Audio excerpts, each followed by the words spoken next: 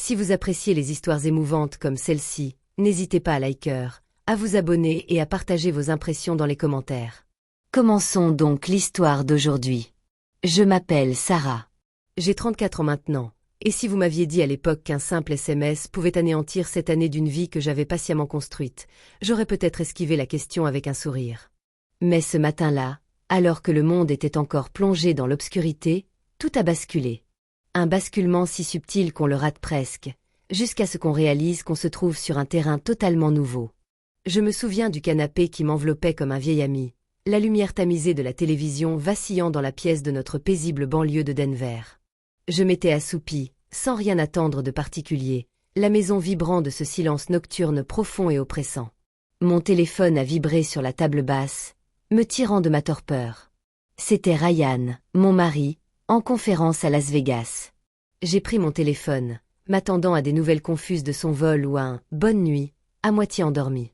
Au lieu de cela, l'écran s'illumina d'une photo qui me coupa le souffle. Il était là, souriant sous des néons criards, les bras enlacés autour de Madison, sa collègue. Il serrait des papiers, des certificats de mariage, et elle tenait un bouquet de fleurs en soie fanée. Le message suivit comme une gifle. « Je viens d'épouser Madison. Ça fait presque 1 an qu'on est ensemble. Au fait, tu es pathétique. Ton côté morne a tout facilité. Amuse-toi bien avec ta vie vide. » Les mots restèrent là, tranchants et désinvoltes, comme s'ils les avaient tapés entre 2 rires. Un instant, ma main trembla, le téléphone flou dans ma paume. Puis un calme étrange m'envahit.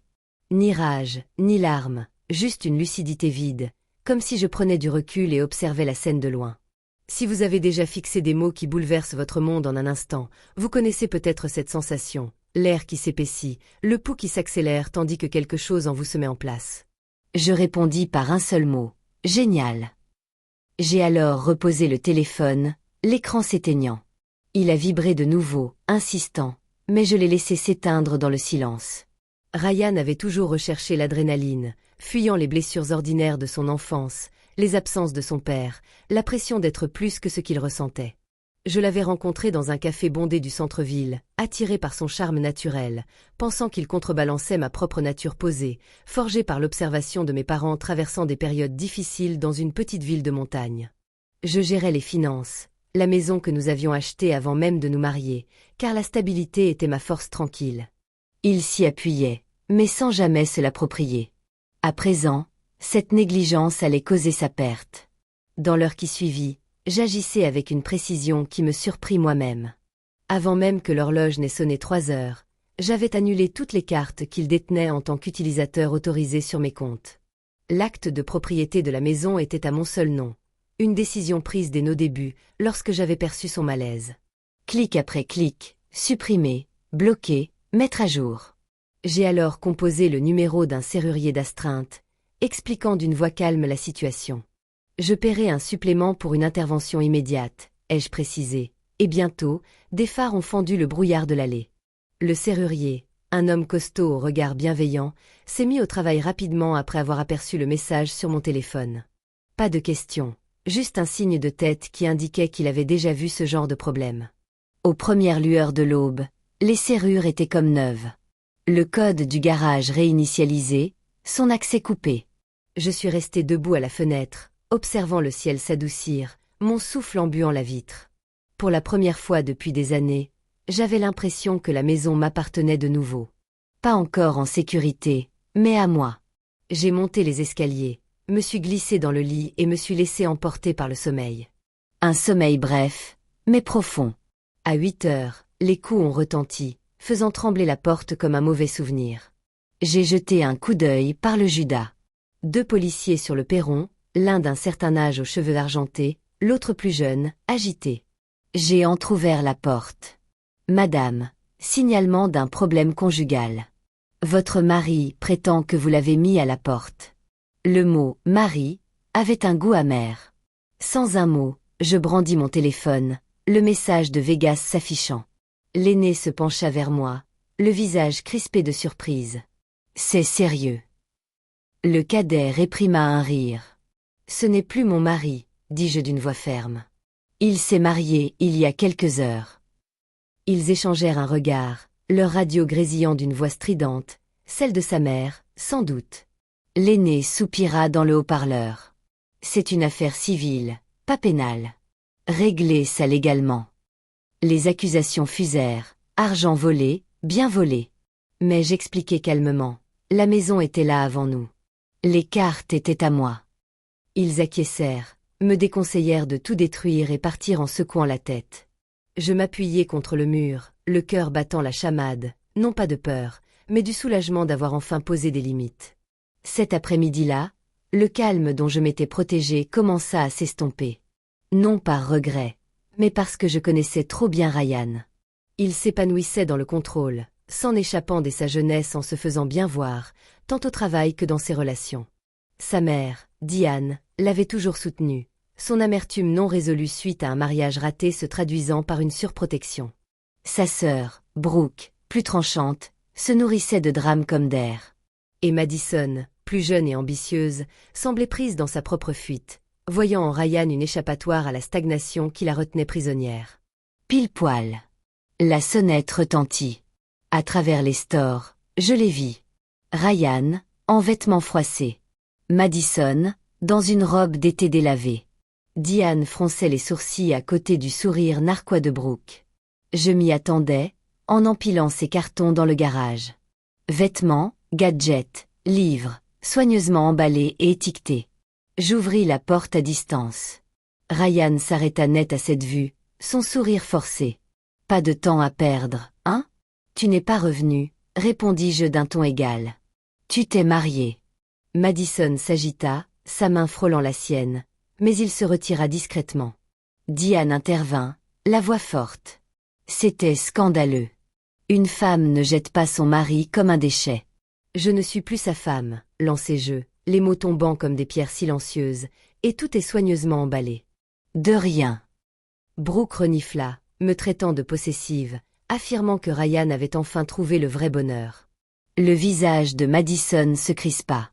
Ryan se gonfla, insistant sur le fait que je ne pouvais pas le mettre à la porte, que la maison était aussi la sienne. Elle était à moi 3 ans avant notre rencontre, dis-je, observant la réalisation se dessiner sur son visage, ses joues s'empourprant. Diane menaça de nouveau d'appeler la police. Je lui rappelai qu'ils étaient déjà venus et repartis. L'atmosphère devint pesante, Madison chuchotant à Ryan, son malaise palpable. Lorsque leur camion de déménagement refusa de partir à 2 reprises, Ryan jeta le sien, mais sans succès. Le silence s'étira, lourd de vérités non dites. Brooke s'approcha, les yeux brillants. « Tu es juste amère et seule à 34 ans. Qu'est-ce qui te reste ?» Ce travail a réveillé de vieux doutes, mais il a aussi fait naître quelque chose de plus stable. J'ai ma maison, mon travail, ma tranquillité, ai-je murmuré. Et ne plus avoir Ryan, c'est la liberté. Il a tressailli. La voix de Madison s'est brisée. Elle pensait que les cartes étaient en règle. J'ai sorti mon téléphone. Le règlement de votre entreprise sur les relations entre collègues pourrait avoir des conséquences sur Vegas. Son regard s'est posé sur lui. Il l'a fait taire sèchement. Je leur ai laissé 1 heure pour charger, puis je suis rentrée, les mains tremblantes d'adrénaline, pas de faiblesse. Par la fenêtre, je les ai regardés se disputer, les cartons tombant, les voix s'élevant sous le poids de leur choix. Tu connais peut-être ce moment où ceux qui t'ont blessé commencent à craquer sous leur propre pression. Ça ne guérit pas tout, mais ça modifie l'équilibre discrètement. Le calme n'a pas duré. 2 jours plus tard, mon téléphone a explosé de notifications, de messages et de messages venant des 4 coins de notre vie commune. Ryan avait déclenché une véritable tempête numérique.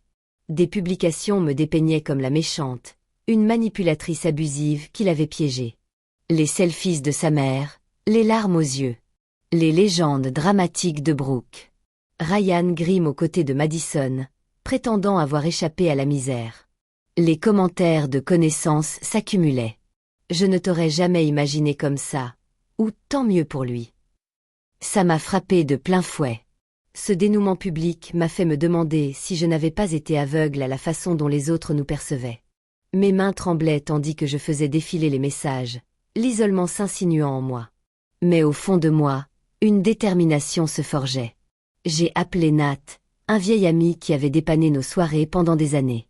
Son propre parcours, marqué par une rupture douloureuse, l'avait poussé à étudier. « Tu as vu le désastre ?» m'a-t-il demandé. « Oui », ai-je répondu d'une voix étranglée. « Aide-moi à me défendre. » Le soir venu, il était assis à ma table de cuisine, son ordinateur portable ronronnant, démêlant le fil des messages laissés par Ryan. Des messages intacts. Lui et Madison complotaient, se moquaient de moi, détournaient de petites sommes de nos comptes communs. Elle est trop prévisible pour s'en apercevoir. J'ai lu quelque chose, mais ça s'est estompé. Nat a rassemblé les preuves. Je les ai publiées telles quelles. Sans commentaire. La situation a basculé. Les excuses ont afflué. L'indignation s'est abattue sur eux. Le désespoir de Ryan s'est accentué. Son père a appelé ma patronne avec des accusations farfelues. Elle l'a coupé en plein monologue, en levant les yeux au ciel. Une caméra a filmé Ryan devant ma porte de derrière un soir, secouant la poignée de frustration. J'ai transmis la vidéo à mon avocat. Puis ce fut le coup bas, les mensonges à mes amis, et même un appel en larmes à ma mère, où il implorait son pardon. Elle a raccroché froidement. J'aurais dû réfléchir avant cette liaison. Je lui ai serré la main, la gratitude me brûlant la gorge. Le comble, un appel de la mère de Madison, Karen, tendue et polie. Ryan est jeune. Il a fait une erreur. Pourriez-vous le reprendre le temps qu'il aille mieux? J'ai failli rire. Alors, votre fille évite les conséquences. Sa réponse, un pardon égoïste. Le respect compte plus que tout. J'ai dit, en raccrochant. Ce soir-là, un numéro masqué.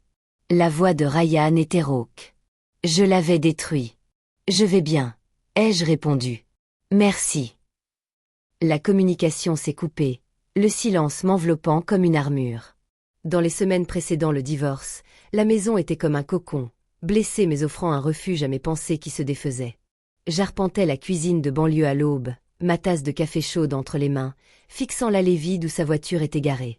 Rétrospectivement, ces heures de silence ont été la blessure la plus profonde. Non pas la trahison elle-même, mais la prise de conscience de la part de moi-même que j'avais effacée pour m'adapter à son agitation. Le charme de Ryan masquait un vide qu'il avait comblé par la distraction depuis l'enfance, sans jamais s'arrêter pour l'affronter. J'étais devenue son point d'ancrage, mais les points d'ancrage sont un fardeau s'ils ne sont pas partagés. Le doute s'insinuait dans mes pensées durant ces silences. Avais-je été trop stable, trop ennuyeuse, comme il disait? Les messages diffamatoires résonnaient dans mon esprit. Les doutes initiaux de mes amis me brûlaient comme des plaies fraîches. Si, dans le calme après la tempête, vous avez déjà douté de votre valeur, vous demandant si les failles étaient les vôtres depuis toujours, vous ressentirez peut-être cette douleur, ce souffle retenu trop longtemps, dans l'attente que la clarté finisse par percer. J'ai consigné dans mon journal des fragments, de petits aveux, comment j'avais appris à maîtriser les épreuves de mes parents, les transformant en force, mais peut-être aussi en source d'isolement. Les visites de Nat m'ont aidé. Sa présence apaisante me rappelait des liens sans exigence. « Tu n'es pas la méchante ici », disait-il, avant de prendre le relais, tirant sur d'autres fils numériques qui révélaient les schémas de Ryan. De petits mensonges s'accumulaient comme des dettes invisibles. Les messages de Madison révélaient ses propres fractures, son désir d'évasion, mais sa naïveté quant au prix à payer. Les appels de Dian à ses connaissances, tissant des intrigues, ne faisaient que dévoiler son isolement, sa vie tournant autour de la protection de son fils contre des conséquences qu'elle ne lui avait jamais appris à assumer. Les pics de Brox semblaient être le reflet de ses propres blessures non cicatrisées. Un soir, seul sur le canapé où tout avait commencé, j'ai laissé l'engourdissement se fissurer. Pas de sanglots, juste un soulagement silencieux, des larmes coulant sur mes joues tandis que je pardonnais à la part de moi qui était restée trop longtemps. Pourquoi avais-je ignoré les signes, les nuits blanches, les excuses vagues?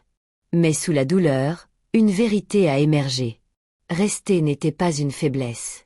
Partir avec dignité était une force. J'ai marché dans les rues du quartier au crépuscule, les montagnes se découpant au loin, sentant le sol stable sous mes pieds. La tempête intérieure s'est apaisée, mes réflexions passant de la culpabilité à la compréhension. Sa trahison n'était pas due à mes défauts, mais à son incapacité à apprécier ce qui était réel. À l'approche du procès, l'anticipation grandissait, non la peur. Mon avocate, Helena, perspicace et inflexible, a examiné le dossier de preuve. Message, relevé de détournement de fonds, preuve de bigamie. C'est irréfutable, a-t-elle dit. J'ai acquiescé, mais des doutes persistaient.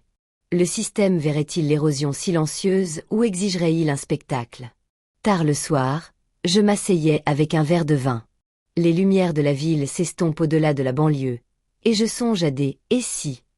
Et si, au lieu de répondre « cool », j'avais laissé éclater ma colère? Cela aurait-il changé la donne ou l'aurait-il simplement embrouillé? Le dernier coup de Brooke est arrivé par SMS. Tu le regretteras toute seule. Il a fait mouche, réveillant de vieilles peurs d'isolement, mais je l'ai laissé passer comme un nuage. Le silence de Madison en disait long, peut-être ses propres regrets faisant écho aux miens. Le « s'il te plaît » de Ryan s'est mué en venin, puis s'est tu. Dans ce silence grandissant, j'ai trouvé l'espace pour respirer, pour reprendre le contrôle de mon histoire, non par la confrontation, mais par la quiétude de la rouille intérieure. C'est peut-être là le plus difficile, tenir bon quand le monde s'attend à ce que vous vous brisiez. Le palais de justice de Denver exhalait une odeur de papier usé et de café rassis. Des néons bourdonnaient au-dessus de ma tête comme un essaim lointain. Je suis arrivé tôt, vêtu d'une simple robe grise, mes talons résonnant sur le carrelage, Elena à mes côtés comme une alliée discrète. Aucune nervosité ne me parcourait. Le chaos avait forgé un noyau solide. J'avais l'impression d'entrer dans la scène finale d'une histoire que j'avais vécue à l'aveuglette. À présent, j'en tenais le scénario entre mes mains. Ryan entra, suivi de Madison, qui semblait abattue, son pull défait, le regard baissé. Diane fit son entrée, son parfum capiteux embaumant l'air. Brooke suivait, les yeux fuyants. Ryan tenta de croiser mon regard. Un mélange de défi et de supplication, mais je détournai les yeux, fixant le banc usé sous moi. Le juge, un homme grand aux cernes marquées par la fatigue, rouvrit l'audience. L'avocat de Ryan se leva le premier, son costume froissé, invoquant la contrainte et l'ivresse. Vegas, un brouillard de mauvais choix. Le juge haussa un sourcil. Elena se leva avec aisance. Votre honneur, 73 pages de messages révèlent une planification sur plus d'1 an, incluant des manipulations financières. Elle déposa le dossier avec un bruit sourd. Le juge feuilleta le document, s'arrêtant pour lire à voix haute. J'ai hâte de voir sa tête quand elle comprendra que j'ai pris ce que je pouvais. Son regard se porta sur Ryan. Le contexte. Ryan rougit, marmonnant des malentendus. La tension monta dans la pièce. Madison se tortillait, son malaise palpable, une tension sourde et latente. Elena insista. Adultère, bigamie, incontestable. L'avocat balbutia. Le juge intervint. La loi n'est pas une croyance. Il a signé alors qu'il était marié. Des murmures parcoururent l'assemblée. Brooke chuchota sèchement, provoquant un regard noir. Le verdict tomba rapidement. Divorce prononcé. Bien à moi. Pension alimentaire de $500 pendant 6 mois, plus remboursement des frais de soutien à sa carrière. Le marteau du juge claqua, résonnant dans le vide. Un soulagement m'envahit, non pas triomphant, mais libérateur, comme expiré après une trop longue immersion. Le visage de Ryan se crispa, sa bouche muette. Madison cacha le sien dans ses mains. Diane serra son collier. Brooke lança des regards noirs qui rebondirent sur moi. Dehors, sur les marches, ce fut le chaos. Diane hurlait à propos d'un vol, sa voix résonnant dans les escaliers. Karen. La mère de Madison rôdait, une tasse de café à la main, marmonnant. Brooke s'est jeté sur moi avec sa tasse, mais a éclaboussé Karen à la place. Espèce d'idiote, s'est exclamée Karen, haletante. Diane a répliqué sèchement. Les cris ont fusé, le café a volé, les gardes sont intervenus. Je suis resté à l'écart, les bras croisés, observant l'absurdité de la scène se dérouler comme une farce lointaine. Elena a murmuré, certains procès sont moins dramatiques. Ryan s'est éclipsé, suivi de Madison, sans se retourner. Dans la voiture, le poids s'est allégé. Des rumeurs ont circulé plus tard. Ryan se consolait avec un jeune barman rencontré lors d'une soirée à Las Vegas. Madison partait en claquant la porte. Ils avaient perdu leur emploi. Les RH appliquaient le règlement. Mais je n'y ai pas prêté attention. Ce revirement n'était pas de leur faute, mais celle de ma propre renaissance, de mon désespoir à ma plénitude. Si vous avez déjà connu ce moment où la douleur se transforme en raison d'être, vous savez que l'important n'est pas de gagner.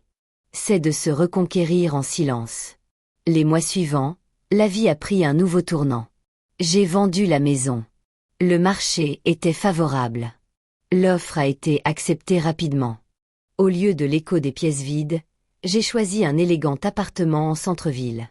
Balcon donnant sur les lumières scintillantes de Denver. L'endroit vibrait d'énergie, une toile vierge pour des matins caféinés, à contempler la ville s'éveiller.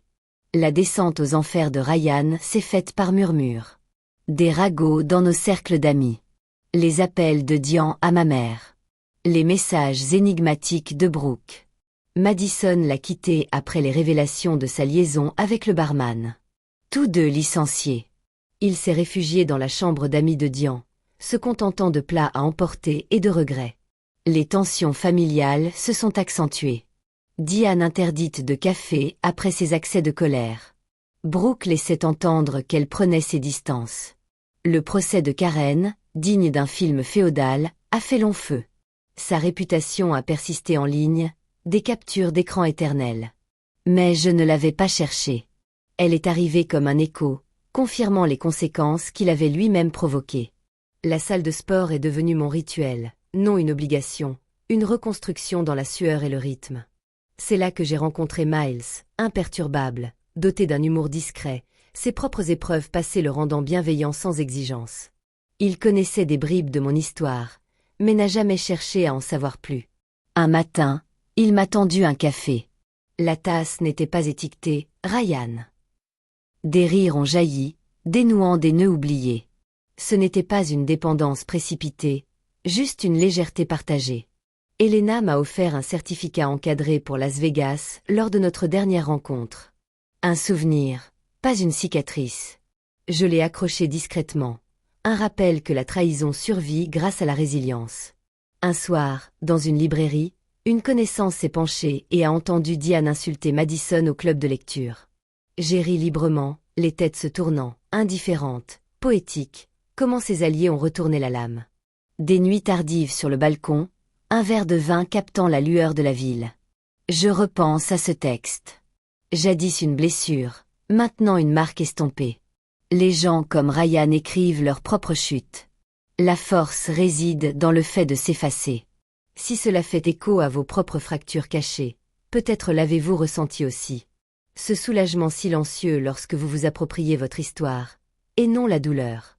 À lâcher prise, je murmure, de ce qui n'a jamais vraiment été vôtre.